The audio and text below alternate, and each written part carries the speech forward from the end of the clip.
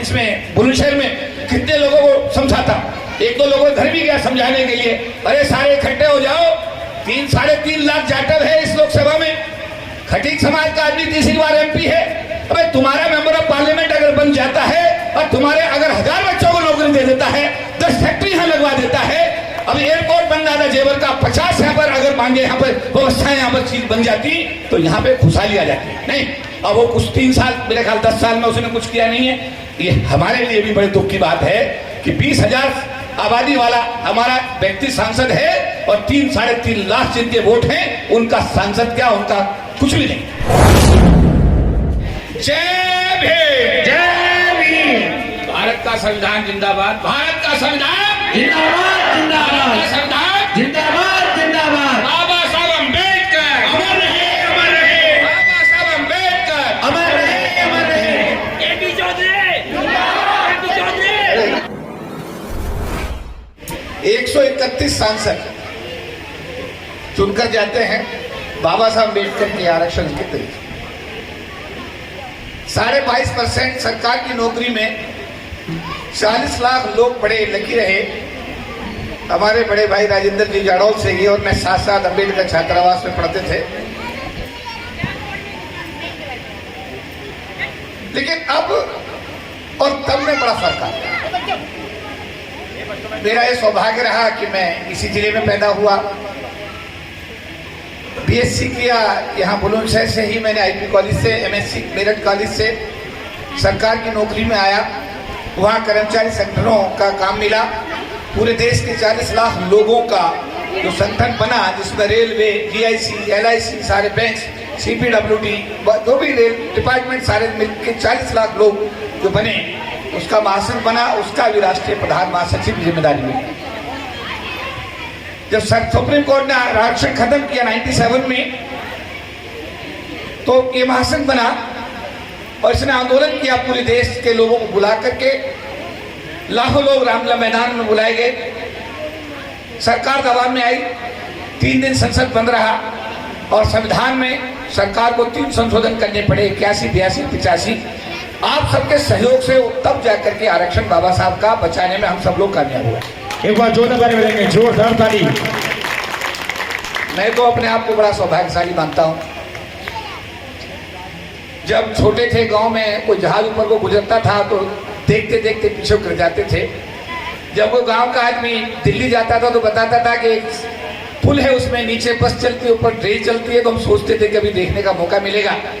पर जब मुझे न्यूयॉर्क में बुलाया गया और मुझे दुनिया के सबसे बड़े फोरम संयुक्त राष्ट्र संघ में बाबा साहब के मिशन पे बोलने का मुझे सौभाग्य मिला, तो मैंने समझा कि मुझे भी बाबा साहब का पूरा आशीर्वाद मिला हुआ है।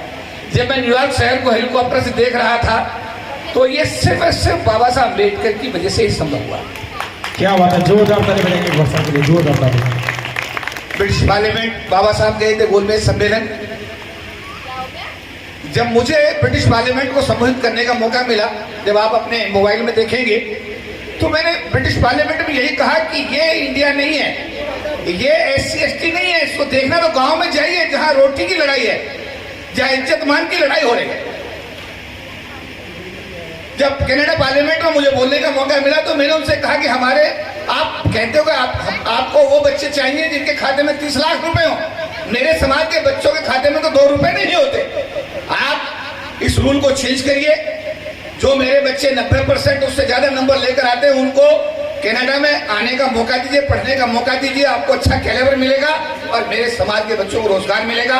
मुझे बताते बड़ी खुशी है कि ब्रिटिश कनाडा पार्लियामेंट ने डिसीजन लिया और जो बच्चे 90% से ऊपर नंबर लेकर आते हैं उनको 100% स्कॉलरशिप देने का फैसला किया गया। सारी बातें हैं। आज की स्थिति में हम लोग बहुत कमजोर दौर से गुजर रहे हैं। हमारे महेश आर्य साहब, बहन मायावती जी काशीराम जी के 30 साल तक लगातार सहयोगी रहे हैं। बड़े बड़े पदों पर राष्ट्रीय महासचिव जैसा पद को उन्होंने सुशोभित किया है। मायावती जी के साथ गाड़ी में बैठ करके सैकड़ों किलोमीटर यात्राएं की हैं, MLC रहे हैं, पार्टी के बड़े पदों पर रहे। आज जो सिचुएशन बन गई है वो चिंता की सिचुएशन। अभी हमारी जो गायक मंडली के कलाकार गा रहे थे, मैं उनको सैल्यूट करता हूं। ये मिशन को फैलाने का काम जितनी ईमानदारी के साथ, सच्चाई के साथ करते हैं, इनके लिए जोरदार ताली होनी चाहिए। इस मंडली के लिए मैं अपने मिशन की तरफ से 10,000 रुपए का सहयोग इनको गौतम साहब के माध्यम से, क्योंकि इतना बड़ा काम ये लोग कर रहे हैं, इनको जितना सहयोग करोगे उतना ही मिशन बाबा साहब का फैलेगा। और अभी हमारे जाडौल के साथी बैठे हैं, अभी बाबा साहब की स्टैचू लग रही है, राजकुमार जी हमारे होंगे, तो जो सहयोग बनता है, जहां जहां भी हमारे मेरे पैतृक गांव में भी बाबा साहब का स्टैचू लग रहा है, उसको हमने अपनी तरफ से ही लगाने के लिए उनको कहा कि आप परचेज करिए, हमें बताइए कितना है, हम उसको, क्योंकि हमारे पास कुछ भी नहीं था, चप्पल भी नहीं थी, और आज बाबा साहब ने सब कुछ दिया है, और ये भी छोड़कर एक दिन जाना है, इसलिए इस सत्य को समझना पड़ेगा, इस सच्चाई को जीवन में उतारिए। और दूसरी बात यह है, एक दूसरे का प्यार करना, मान सम्मान करना, इसमें क्या घाटा है जी। वेद प्रकाश गौतम साहब पिछली बार मुझे बुलाए थे, पिछली बार मैं नहीं आ पाया था, कार्यक्रम में वितरण कार्यक्रम था, उसमें भी मुझे याद किया गया था। आज भी मैं मध्य प्रदेश के दौरे पर था, लेकिन ऐसी बात हुई, इन्होंने कहा नहीं, मुझे 9:45 का मुझे उड़ना था, दिल्ली में 11:30 बजे मुझे आना था, लेकिन प्रोग्राम चेंज हुआ। वेद प्रकाश गौतम जी के और हमारे रिश्तेदार गजेंद्र जी ने कहा कि नहीं, कहाँ आपको हर हालत में आना है, चाहे कुछ भी करिए। और मुझे लगता है कि मैंने आकर बहुत अच्छा किया, नहीं तो मैं अपने जो कलाकार हैं, इनकी जो बात, इन्होंने जो आज मिशन की बातें कही, इनसे वंचित रह जाता, आप लोगों से मिलने से वंचित रह जाता। मेरा ये सौभाग्य है कि मुझे देश और दुनिया के कोने में जाने का मौका, हर जगह जाने का मौका मिलता है। अभी पिछले साल मुझे मलेशिया की राजधानी कुआलालंपुर में बुलाया गया, वहाँ के प्रधानमंत्री जी के साथ में मुझे बाबा साहब अम्बेडकर का केक काटने का सौभाग्य मिला। न्यूयॉर्क में मुझे अभी बुलाया गया, बाबा साहब अम्बेडकर के नाम पर वहाँ रोड का नामकरण हुआ। मैं बड़ा सौभाग्यशाली हूँ, रोड का नामकरण मेरे हाथ से न्यूयॉर्क में कराया गया। अभी भाई जोरदार ताली। अभी पिछले दिनों बाबा साहब अम्बेडकर पर भारत सरकार ने एक सिक्का जारी किया था, उस सिक्के का जो विमोचन था, उस सिक्के को रिलीज करने की जिम्मेदारी जब आई, तो यूनाइटेड स्टेट्स की जो सेक्रेटरी जनरल थी और हमको उसमें चूज किया गया, हम दोनों ने उसको यूएनओ हेडक्वार्टर में रिलीज किया। अभी टोरंटो के अंदर 25, 26 और 27 3 दिन का एक अंतर्राष्ट्रीय कार्यक्रम, इंटरनेशनल कार्यक्रम हो रहा है, जिसमें कास्ट बेस पर सारी चर्चाएं होंगी कि पूरी दुनिया में जो कास्ट की प्रॉब्लम है, इसका समाधान कैसे किया जाए। और उस कार्यक्रम में टोरंटो यानी कनाडा में मुझे भी मुख्य अतिथि के रूप में बुलाया गया। मेरा निवेदन ये था आप लोगों से, ये मैं परफॉर्मेंस नहीं बता रहा हूँ, मैं ये कहना चाहता हूँ कि संभव हुआ परम पूज्य बाबा साहब अम्बेडकर के दिए हुए आरक्षण से, उनके दिए हुए शिक्षा से, मेरे माता पिता ने जो मुझे स्कूल भेजा, मैं स्कूल गया, मुझे शिक्षा मिली, तो आज मुझे जो भी आज कार्य करने का अवसर मिल रहा है, ये सिर्फ बाबा साहब अम्बेडकर की वजह से मिल रहा है। हमको ये चाहिए कि हम बाबा साहब को पढ़ें, बाबा साहब को पढ़ें, बाबा साहब को पढ़ करके उनकी शिक्षाओं को जीवन में उतारें। होता क्या, बहुत सारे लोग यहाँ बैठे हैं, बहुत सारे लोग चले जाते हैं, हमारी कोई मिले नहीं चल रही साहब। सरकार की नौकरी में 40 लाख लोग आए थे जब तत्कालीन सरकार ने देश का राष्ट्रीयकरण किया था, इंदिरा गांधी ने बैंकिंग भर्ती बोर्ड बनाए थे, तेल कंपनी, बीमा कंपनियों का राष्ट्रीयकरण हुआ था। ये सब लोग उस जमाने के लोग हैं जो नौकरी में आए।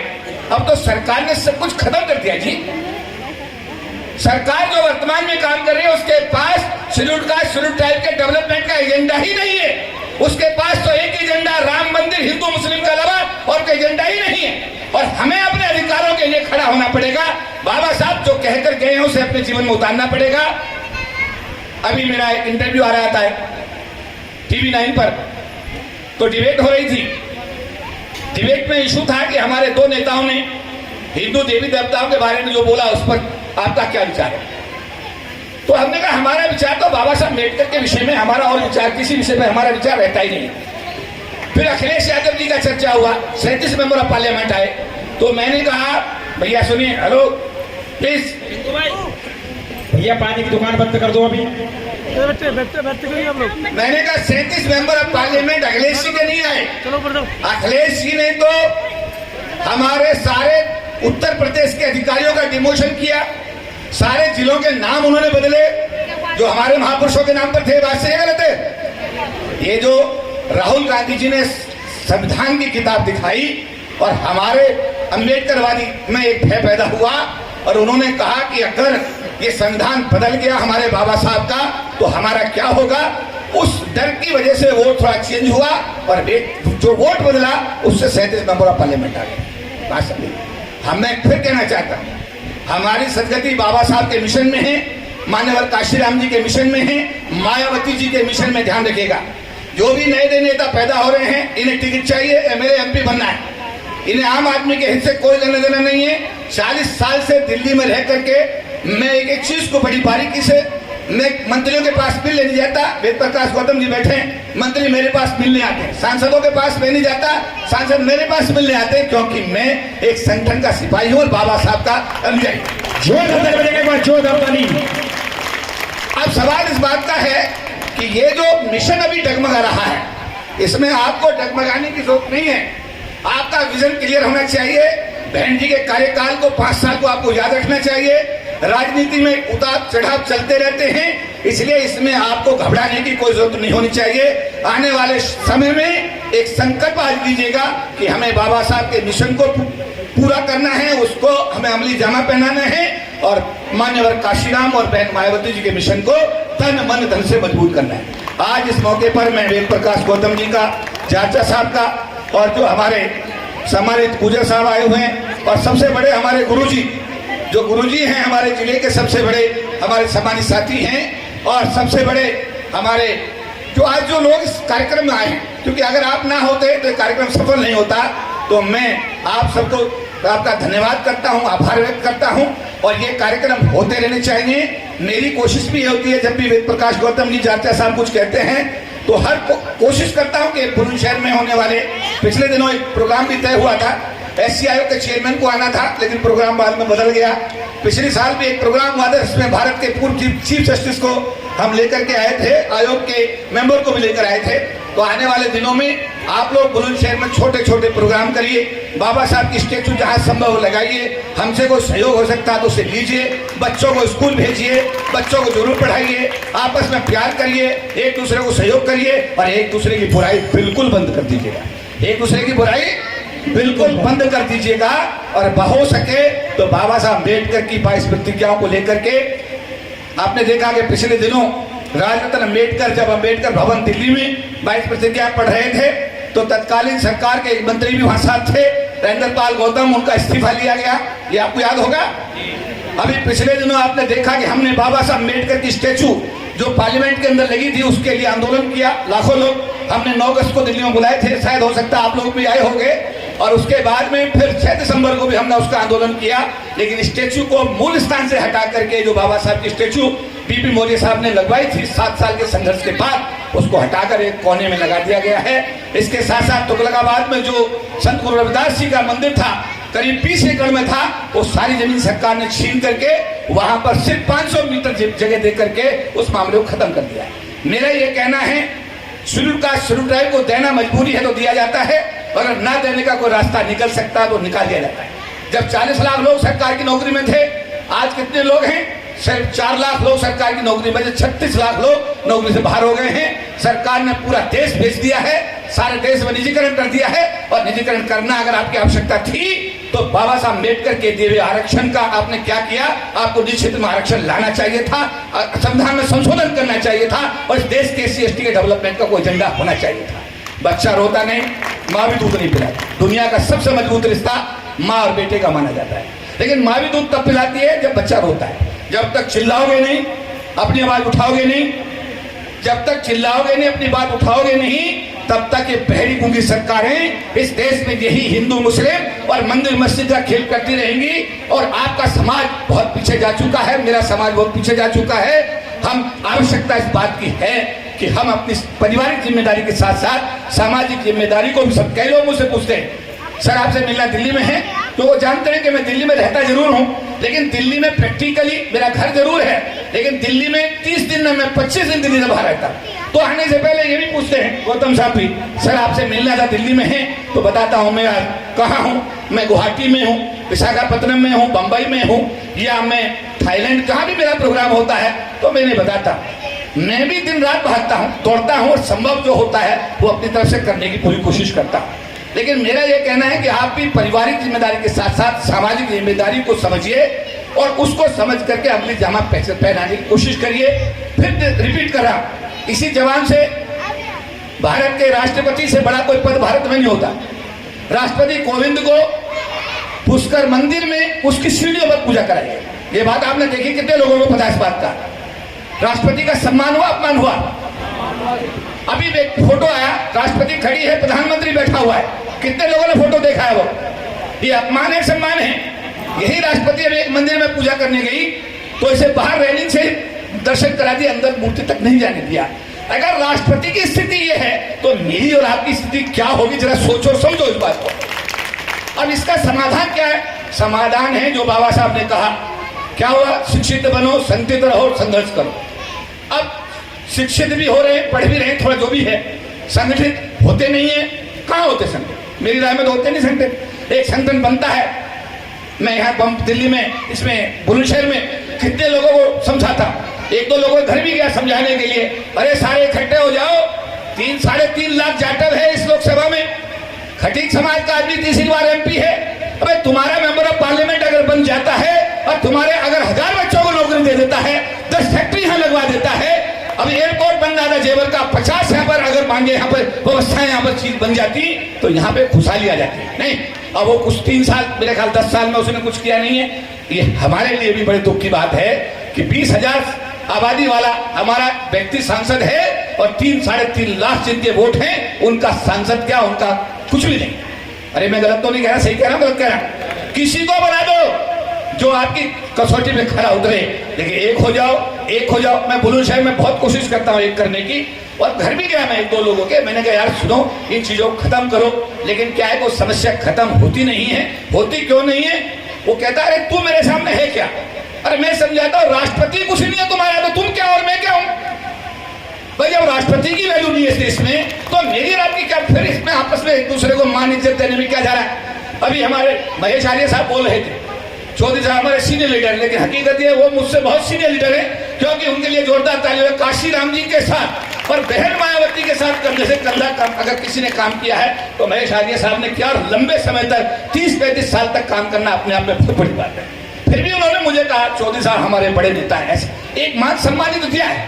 मेरा निवेदन आप लोगों से यह है कि प्यार करो, प्यार करो और प्यार करो। बाबा साहब को पढ़ो, भगवान बुद्ध को, अपनी शिक्षाओं को अपने जीवन में उतारो। भगवान बुद्ध का संदेश क्या है? एक लाइन में, मारने वाले से देने वाले का, बचाने वाले का अधिकार हमेशा ज्यादा होता है। क्या कहते हैं? प्रेम और करुणा की बात कही से, उस धर्म में एक ही बात है, प्रेम, प्यार और करुणा ही उन्होंने बताया, तो कुछ नहीं है। अगर उसको ही हम आपस में एक दूसरे को बांटते हैं तो मुझे लगता है यही सच्चा अम्बेडकरवाद होगा। और परम पूज्य बाबा साहब अम्बेडकर और माननीय काशीराम जी के लिए हम हमारी तरफ से उनको श्रद्धांजलि। तो आज इस मौके पर आप सब लोग आए, आपका बहुत बहुत आभार, धन्यवाद। इसी तरह इकट्ठे रहिए, एकजुट रहिए, ऐसे कार्यक्रम करते रहिए। अभी बुद्ध पूर्णिमा आएगी, उस पर भी कोई कार्यक्रम रखिए। मैं अगर रहा तो यहाँ तो जरूर आपके बीच में आऊंगा, और मेरे लायक अगर कोई भी काम है, वेद प्रकाश चाचा साहब तो दोनों यहाँ है ही, हमारे गजेंद्र जी हमारे बहनों ही हैं, वो भी यहाँ पर हैं, वो भी यहाँ पर प्रिंसिपल हैं। आप कभी भी आइए, जैसा भी संभव होगा आप सबको पूरा सहयोग किया जाएगा। सभी को जय।